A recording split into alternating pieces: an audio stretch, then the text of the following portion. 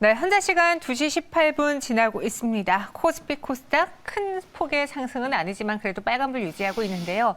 그 안에서 어떤 종목이 오늘 화제거리였는지 또 어떻게 대응해야 될지 상황실을 통해서 알아보도록 하겠습니다. 이번 시간 YG 경제연구소 차영주 소장과 함께합니다. 어서 오세요. 안녕하십니까? 네. 네, 안녕하십니까? 왜 긴장을 하시죠? 사실 제가 이실직고하고 가겠습니다. 네. 오늘 아침에 차영주 소장님과 잠깐 마주쳤는데 네. 커피를 사드리지 못하고 저만 제 것만 마시고 와서 지금 차영주 근데 소장님이 뭐 더욱더 놀란 것은 조금 전 코너에서 네. 그 김치찌개를 얼마나 많이 드셨길래 네. 그 집에서 가격을 올렸을까요? 정연 아나운서의 이제 먹는 양을 알았다라는 점에 있어서 또 한 가지 놀랬다. 그게 저 때문에? 그렇죠. 방송을 이제 시작하도록 하시죠. 이렇게 공격이 들어옵니다. 네. 오늘 참 순탄치 않아 보이는데 상황실에 중요한 종목들 많거든요. 네. 차영주 소장님과 함께 한번 솔직하게 이야기 나눠보도록 하죠. 첫 번째부터 만나보시죠. 갑자기 블록될 이 셀트리온과 삼성 SDS 이야기입니다. 그 소식 때문에 주가가 급락하고 있는데 각각의 내용은 조금은 달라요. 네. 배경과 함께 지금 시장이 어떻게 받아들이고 있는지 우리가 그 안에서 꼭 알아야 되는 의미는 무엇인지 이야기해 주시죠. 예, 일단 뭐 둘이 결이 다릅니다. 그리고 해석도 다를 수밖에 없고 모습은 같습니다만 해석이 다를 수밖에 없는데요. 먼저 셀트리온부터 말씀드리면 셀트리온에 대해서 이제 장기 투자하시는 개인 투자분들이 상당히 많은 게 사실이죠. 그분들이 또 일견 믿고 있는 것은 서정진 회장의 어떤 경영 능력 이런 것들을 믿고 있습니다만 또 한 가지는 싱가포르 투자청이라는 굉장히 유능한 투자청인 테마섹이 이 셀트리온 지분을 많이 갖고 있다라는 점에 있어서 나름대로 일종의 좀 우리도 그렇잖아요. 장 끝나면 여러분들 제일 먼저 뭘 확인하세요? 외국인들이 수급을 먼저 확인하잖아요. 맞아요. 내 종목에 외국인들이 들어오면 아무래도 조금 안심을 하시는데 이 테마섹이 들어와 있다라는 것에 대해서 그때 들어올 때도 저는 이제 증권회사에서 근무해서 그걸 압니다. 그 주주 여러분들이 테마섹이 들어온다.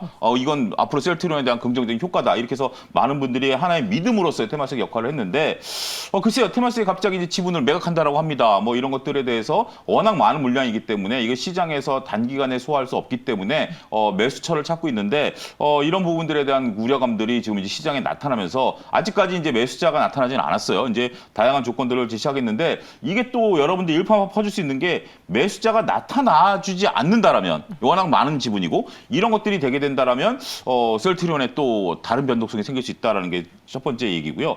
두 번째 삼성 SDS는 이게 또 결이 다릅니다. 그러니까 이제 삼성 SDS라든지 삼성전자라든지 이런 기업들이 이건희 회장께서 이제 돌아가신 이후에 이제 자제분들께서 상속세를 내셔야 되기 때문에 뭐 막대한 상속세를 법에 따라서 내시겠다라는 부분들에 대해서는 우리가 뭐 정말 칭찬을 드려야 되겠죠. 우리가 이제 규정에 따라서 삼성그룹들도 이런 것들에 대해서 뭐 분할 납부라든지 시간을 유예해서 어쨌든 법이 그 규정한 한도 내에서 납부를 하시겠다라고 하니 이 부분에 대해서 우리가 뭐랄 건 없습니다. 그리고 그렇기 때문에 어찌됐든 지금 이제 그 대주주께서 그런 매각을 이미 공표를 했었던 상황이고 이게 지금 현실화되고 있다라는 측면에 있어서 오늘 또 했다라는 거죠.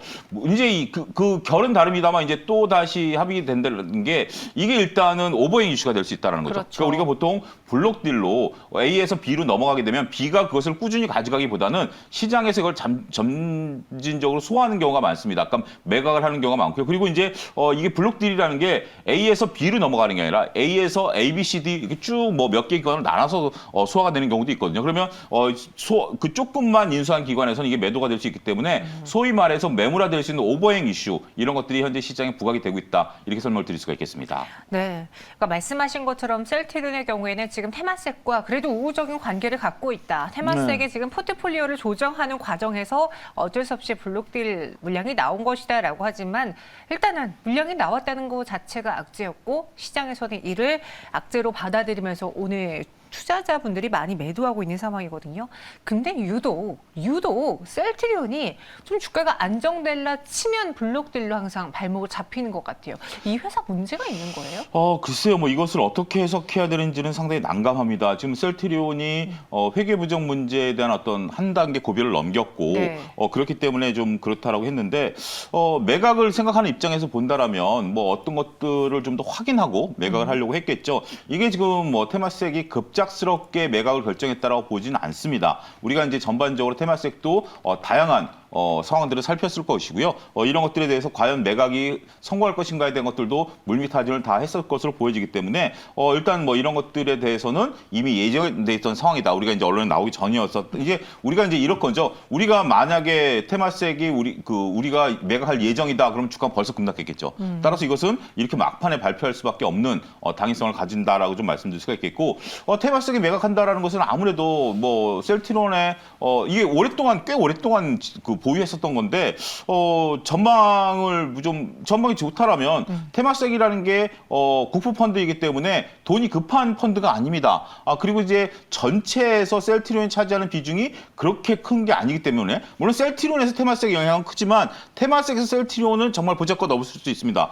그럼에도 불구하고 판다라는 것은 우리가 뭐 여러 가지 포트폴리오에서 가장 조금 뭐 탄력성이 떨어지는 걸 손절매하는 거와 거의 비슷하다라고 좀 말씀드릴 수가 있겠죠. 따라서 셀트리온이 올라가기 위해서는 결국 투자자들에게 본질적인 믿음, 그러니까 이제 셀트리온을 갖고 계신 분들이 아니라 셀트리온을 안 갖고 있으신 분들이 셀트리온을 믿고 살 수 있는 믿음을 주는 것이 가장 시급하지 않겠는가 말씀을 드릴 수가 있겠습니다.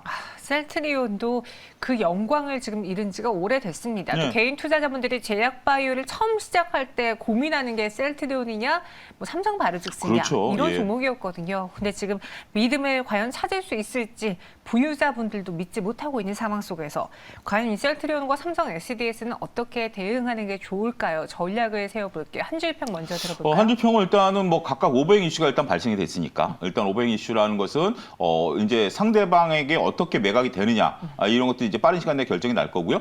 이게 만약에 큰 덩어리가 넘어간다라면 그쪽에서도 매각하기가 부담스러웠으니까 오버행 이슈는 나타나지 않을 수 있습니다만 물량이 쪼개기로 이게 그 매각이 된다라면 오버행 이슈가 분명히 존재할 수 있다라고 보는 거죠. 셀트리온 같은 경우는 일단 좀 보수적으로 보셔야 될 것이고요. 지금 셀트리온이 새롭게 올라갈 만한 요소는 더욱더 없다.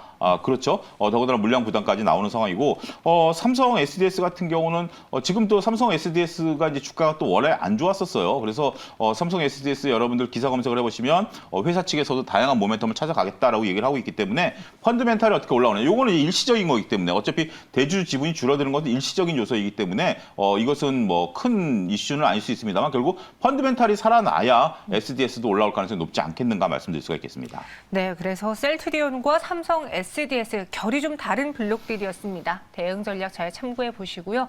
두 번째 상황실로 넘어가 보도록 하죠. 네, 인플레이션, 그로 인해서 최대 수혜가 앞서 뭐 농기계 이야기도 했지만 가장 뜨거운 거는 지금 사료죠. 현대사료거든요. 네. 모든 물가가 급등하고 곡물값도 폭등하고 저 때문에 우리 김치찌개 사장님께서 그러니까요. 뭐 가격을 남들 밥 한 그릇 먹을 때 네. 정연아나운서처럼 두 그릇씩 드시면 네. 이게 더 남는 게 없죠. 남는 게 없는 게 아니라 에그플레이션이 빨리 다가오죠. 저 때문에 또 에그플레이션까지 갔는데. 그렇습니다. 네. 예. 그럼 이 에그플레이션이 저로 인해서 지금 시작이 된 겁니까? 아니면 다가오는 겁니까? 글쎄요. 이제 이 부분에 대해서는 시간이 좀 더 필요하다. 네. 정연 아나운서가 오늘만 두 그릇이 먹었는지 네. 앞으로도 두 그릇을 계속 먹을 것인지 네. 이 부분이 이제 관건이 된다는 거죠. 그 줄일 부분인데. 생각은 없는데. 네, 줄인다라는 것은 제가 봐도 불가능하신 것 같아요. 예. 그러니까 결국 지정학적 리스크 때문에 지금 불거진 겁니다. 그러니까 이제 우리가 농산물이라는 것에 대해서 우리가 이제 이렇게 지금 갑자기 얘기가 나온 게 지금 이제 농사철이다라는 이제 국방부가 이제 대규모 농사철이고 그다음에 우크라이나 지역이 그 유럽에서 러시아 다음으로 땅이 넓은 나라예요. 거기서 이제 그러니까 여러분들 우크라이나 국기를 보면 노란색 위에 파란색 아닙니까? 그게 이제 노란색이 밀이고 파란색이 하늘이에요. 그렇기 때문에 그러니까 우크라이나 이제 평야를 보면 그 국기처럼 보인다라는 거죠. 그렇기 때문에 우크라이나가 이제 지금 농사를 못 짓다 보니까 이런 것들에 대한 지정학적 리스크가 이제 나타나고 있다라고 보여지는 거죠. 여기에 이제 지금 글로벌 금융기관들이 이제 곡물이 부족해질 수 있다 뭐 이런 얘기들이 좀 나오고 있습니다. 근데 여러분들이 좀 관가해야 될 게 뭐냐면 우리가 이제 우리나라를 생각하면 쌀은 한 번 농사하죠. 네. 밀은 1년에 2번 농사합니다. 그러니까 이제 상반기 농사를 망쳤다 하더라도 이게 만약 전쟁 리스크가 여름까지 끝나면 하반기 때 다시 농사를 지을 수가 있어요. 가능하네요. 가능하다라는 게 또 한 가지 이제 여러분 잘 보시고요. 어찌 됐든 이게 이제 심리적인 거 지금 이제 또 나오는 게 바로 이제 뭐 항구를 봉쇄했다라는 것 때문에 이제 더 급등하는 거 아니겠습니까? 이제 단기적으로는 이런 것들이 이제 트리거가 될 수 있겠습니다만 이게 장기화된다라면 뭐 에그플레이션이라는 게 결국 하나의 인플레이션이죠. 이런 것들을 자극할 수 있게 되고 뭐 우리 아까 말씀드렸던 이제 그 진짜 식당 가면 요즘 1,000원, 2,000원 뭐 올라가는 거는 뭐 그분들도 뭐 수익을 내야 되기 때문에 그리고 적당한 인플레이션이 있는 것은 우리가 인정을 해요. 정현 아나운서도 월급이 올라가야 그런 데 가서 김치찌개도 먹고 뭐 커피도 마시고 그렇죠. 난 안 사주고 뭐 이렇게 되는 거 아닙니까? 예. 그렇게 되는 건데 이게 적당한 것을 넘어서면 네. 문제가 된 뭐든지 과하면 문제다라는 건데 지금은 그 일시적인 요소로 인해서 좀 과하다. 이런 측면으로 바라봐야지. 이게 중기적으로 갈 수 있느냐는 결국 지정학적 리스크에 대한 부분들이 얼마큼 이어질 수 있느냐 이렇게 좀 봐야 될 것 같습니다. 아, 네. 아니, 커피를 안 사온 게 이렇게까지 또 나비 효과로 파급력을 또 방송에서 발휘하게 될지 몰랐는데 네. 그렇습니다. 지금 그런 상황입니다. 그리고 실제로 우리가 그냥 집에서 장을 보더라도 뭐 몇 개 안 담았는데 금방 몇만 원, 10만 원 훌쩍 그렇죠. 넘어버리는 예, 그런 맞습니다. 상황이기 예. 때문에 어떻게 보면 가게 사장님께서 밥값을 올리는 것도 우리도 이해가 되는 아니 상황이거든요. 근데 그거는 네. 우리가 그 경제 발전상 그게 통용이 돼요. 일본 같은 경우 지금 문제가 되는 게 뭐냐면 10년 전이나 지금이나 밥값이 똑같답니다. 그렇게 된다라면 장사하시는 분들이 이익이 남겠습니까? 안 남죠. 그러다 보니까 계속 경기가 악순환이 되는 거예요. 근데 경기가 선순환이 되기 위해서는 우리가 적당한 인플레이션은 필요하다라는 거죠. 우리가 임금이 10년 전 임금이나 지금 똑같은 임금을 받는다라면 말이 안 되죠. 그런 것들을 여러분들이 인플레이션이 나쁘다가 아니라 맞아요. 적당하는 것은 오히려 건강하다 이렇게 이해를 하시면 될 것 같습니다. 네, 차근차근 올랐어야 되는데 이번에는 전쟁이라는 그 리스크 때문에 그렇죠. 너무나 급격하게 올라서 우리가 경제적으로도 좀 힘든 상황인데 네. 그러면은 그와 관련해서 많은 종목들이 움직이는데 첫 번째로 지금 대장자리는 사료주가 잡고 있거든요. 네. 이 사료주가 이유 있는 상승을 보여주는 겁니까? 저는 그렇지 않다라고 보여집니다. 왜요? 물론 이제 우리가 생산성을 높이기, 농업 생산성을 높이기 위해서 사료라든지 뭐 여러 가지 이제 뭐 비료라든지 이런 것들을 사용할 수 있겠습니다만 이게 곡물이 부족한 거와 사료와 이런 것들이 된다라는 부분에 대해서는 저는 조금 결이 다르다. 이렇게 좀 말씀드릴 수가 있겠죠. 결국 그 사료라는 것은 재고 자산에 대한 증가를 이제 뭐 보는 부분들일 수 있고요. 비료 같은 경우는 생산성을 높이기 위한 투여물이라고 볼 수 있는데 이런 것들이 과연 직설적으로 어떤 관계를 맺느냐라고 보면 연관성은 그렇게 뭐 그리고 지금같이 지금 지정학적 리스크가 지금 이제 맞아요. 이번 주말에 또 EU 정상회담이 있고 바이든 대통령이 유럽으로 날아간다라고 하고 있지 않습니까? 여기서 만약에 급브레이크가 걸리게 되면 또다시 이런 이슈는 또 언제 그랬냐는지 사라질 수가 있어요. 그렇기 때문에 지금 상황은 테마성이 강하다. 물론 이게 장기화되면 이게 하나 고착화되겠지만 이게 지금 장기화되지 않으면 테마적인 성격이 강하다라는 것으로 보셔야 될 거고요. 결국 이게 우리가 이제 단기는 테마적이고 장기적으로 우리가 봐야 된다는 것은 이것으로 인해서 이 기업들의 영업이익이 드라마틱하게 늘어나느냐가 중요한 거죠. 네. 지금은 심리적인 요소죠. 심리적인 요소인데 이게 드라마틱하게 영업이익으로 부과가 된다라면 그때 가서 주가는 한 차례 더 오를 수도 있다. 그렇게 봐야 될 것 같습니다. 그러니까 말씀하신 것처럼 지금 물가는 계속 오르고 있는 와중이었는데 여기에 전쟁이 발발되면서 폭발적으로 증가를 했고 지금 우리가 이에 대한 실적은 확인하지 않은 상황에서 먼저 주가로 반영되었고 여기서 또 전쟁이 끝나버리면 네. 그게 끝나버리면 다시 우리가 예상했던 먼저 땡겨왔던 그 주가 상승이 사라질 수 그렇죠. 있으니까 예. 조심하자라는 말씀이시거든요.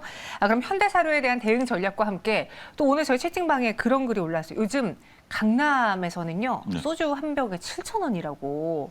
와우. 네, 저도 그래서 놀랐는데 예. 그- 와, 그럼 정현 아나운서 같이 소주 3병 드시는 분은 2만 원이네요? 한 병으로 줄이려고요. 그래서. 그래야 되겠네요. 네, 네, 어쩔 수 없지. 뭐 3병에 3병을 줄이셔야 되겠네요. 밥도 덜 먹고 술도 덜 마시고 그래야 되는데 근데 네. 업체들 입장에서 기업체 입장에서는 이게 돈을 확 땡길 수 있는 기회일 수도 있거든요. 기업체가 아니죠. 그럼요. 어차피 소주는 출고가가 있고요. 출구가 인상되지 않을까요? 출고가가 그때 인상된 게 뭐 100원인가 200원 인상됐는데 지금 그래서 4,000원에서 5,000원 받는 거 아니까 일반적인 보편. 근데 7,000원 받는다라는 것은 그 업주께서 좀 과하게 이익을 좀 남겨먹는다고 봐야죠. 아, 그렇군요. 예. 그러면 그거를 다 우리가 기업체에서는 수익으로 네. 온전히 받아들일 수는 그러니까 없으니까. 그런 관점에서 보셔야 돼요. 그러니까 이제 그 여러분들이 이 그러니까 식음료 관련주 같은 경우는 네. 지금 이제 7,000원 받으시는 분도 하나의 기업이라고 보겠습니다. 그러면 7,000원 받으시는 분이 과거에 들어오는 그 소주가 이제 도매로 납품이 될 거 아닙니까? 그게 이제 100원 정도 올랐다라면 제가 소주 가격을 모르겠습니다. 예를 들어 소주 원가가 지금 편의점에서 한 1,000원이라고 치겠습니다. 그럼 100원 오르면 한 10% 오른 거죠. 근데 우리가 4,000원 받다가 5,000원 받았을 수도 있죠. 강남이니까 5,000원 받다가 7,000원 받으면 몇 프로 올라간 거죠? 한 40%가 올라간 거죠. 그러면 원재료 가격은 10% 올랐는데 판매가가 40% 올라가면 막대한 이익이 부과되는 거죠. 그러면 우리가 라면 값을 올렸잖아요. 라면 업체에서 본다라면 지금 라면 값이 예를 들어서 밀 가격이 올리니까 라면 가격을 올렸죠. 네. 근데 만약에 전쟁에 대한 리스크가 꺼졌으면 라면 그 밀 가격이 내려가면 라면 가격이 내려가나요? 잘 안 내려가죠. 그러면 농심을 사셔야죠. 이런 관점에서 여러분들이 보시면 될 것 같습니다. 결국 우리가 이제 원자재 가격을 소비자 가격에 전가할 수 있느냐 없느냐 이런 부분들이 결국 그들도 나름대로 그 논리가 있어서 올리긴 하겠습니다만 한 번 올라간 건 내려오지가 않죠. 그렇기 때문에 그런 부분들 여러분들이 감안하셔서 투자 아이디어로 삼으셔야 되지 않을까 싶습니다. 그러니 소비자가 전가 가능한 기업들을 우리가 찾아보는 게 좋을 것 같고 네. 현대사료에 대해서는 한 줄 평 어떻게 드려볼까요? 일단 좀 단기 급등이다라고 보여집니다. 이게 지금 그 가치가 30% 정도 올라갈 정도로 트리거가 되겠느냐라고 봤을 때는 저는 좀 조심스럽다 이렇게 좀 말씀드릴 수가 있겠고요. 일단 보유하고 계신 분들은 보유자 영역이지만 추격 매수는 좀 자제해야 되지 않을까 좀 말씀드릴 수가 있겠습니다. 알겠습니다. 상승의 서막님께서 잘 안 내리는 게 아니고 절대로 안 내리죠 라고 했습니다. 근데 만약에 여기서 원재료가가 내려간다면 정말 소장님 말대로 농심을 사는 게 답일 수 있으니까 우리는 이 소비자 가격의 전가를 잘 하고 있는 기업을 찾아봐야 될 것 같네요. 현대사료는 급등을 조심하고요. 이어서 세 번째 상황실로 넘어가 보시죠. 몸값 뛰는 LNG선 대우조선해양입니다. 벌써 이제 수주 목표치에 40% 근접했고 네. LNG 운반선 2척 추가 수주가 되었는데 네. 이 전쟁이 정말 많은 여파를 일으키고 있다는 게 LNG선 몸값이 뛴 것도 또 우크라 사태거든요.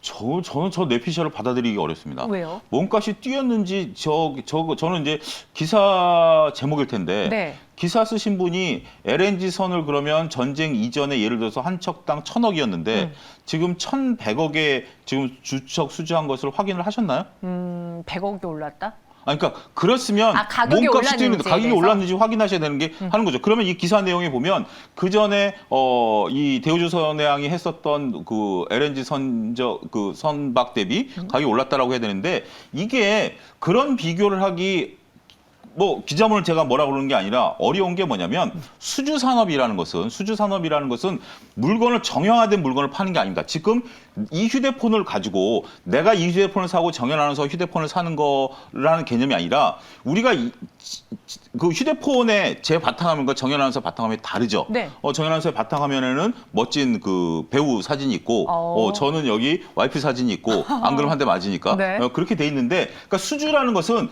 그 원하는 대로 맞춰주는 거예요. 그러니까 단순하게 전에는 1,000억에 들어왔는데 지금 1,100억이다라고 비교하기 어렵습니다. 그렇기 때문에 지금 더군다나 제가 가장 매일경제에서도 경계를 했었던 게 대우조선해양이 한 차례 올랐을 때 여러분들 매도를 권해드렸던 이유가 지금 러시아가 가스관을 잠그지도 않았고요. 그러면 그 유럽이 수입관 다변화를 이제 생각하고 있습니다만 지금 미국에 발주를 낸 것도 아니고요. 근데 왜 LNG선이 올라가죠?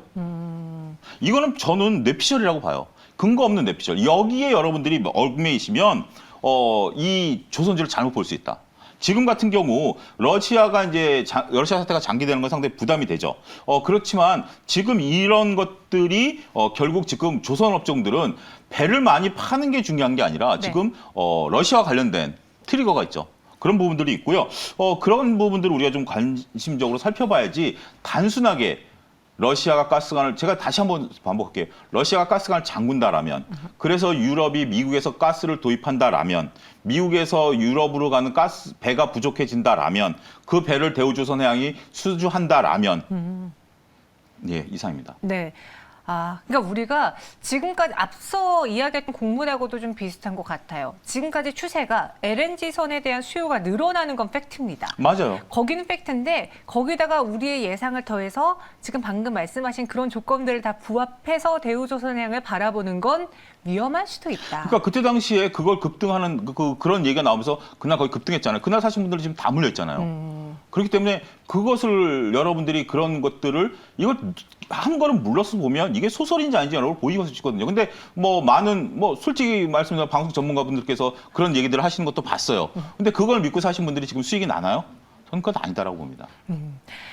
조선업체가 불황 터널을 지나고 있는 건 맞습니다. 그리고 말씀하신 것처럼 LNG선 수요가 친환경 수요와 함께 늘어나고 있는 것도 많지만 조심해야 된다. 그럼 마지막으로 대우조선해양에 대한 대응 전략과 함께 조선주 내에서의 매수 가능한 탑픽이 있을까도 여쭤보려고 했는데 아니요, 이 부분을 제가 좀 시간이 없으니까 짧게 말씀드리면 네. 지금 이제 러시아 대우조선만 한 5조고요. 전체적으로 이제 조선사들이 한 12조 지금 이제 그 물량을 받아놓은 게 있습니다. 러시아에게. 러시아에게. 근데 이번에 삼성중공업 같은 경우 이달에 쇠빙선 2척을 러시아에 넘겨야 되는데 지금 이제 못 넘기고 있죠. 그런데 이제 문제는 아까 같이 이게 수지했던 거기 때문에 제가 살 물건을 정연한사 때 팔 수 없듯이 쇠빙선을 러시아가 인수 안 하면 어디다 팝니까? 쇠빙선을. 그들의 맞춤으로 인해서 만든 이것을 거니까. 뭐 남국에다 중국에다 팝니까? 어디다 이건 말이 안 된다는 거예요. 근데 이게 조선업계 같은 경우 헤비테일 방식으로 바뀌어서 배를 넘겨줄 때 50% 돈이 들어와요.